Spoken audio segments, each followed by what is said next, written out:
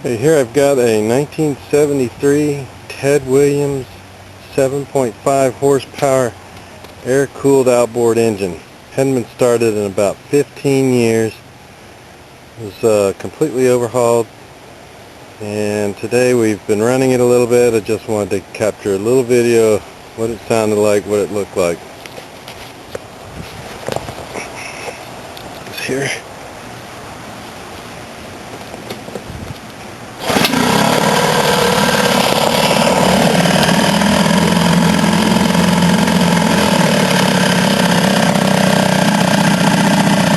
Up, not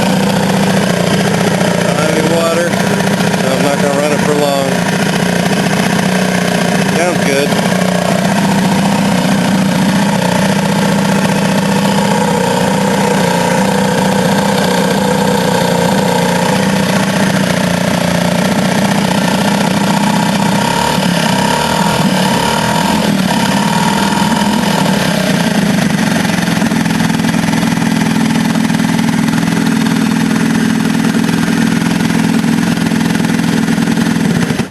And there she is.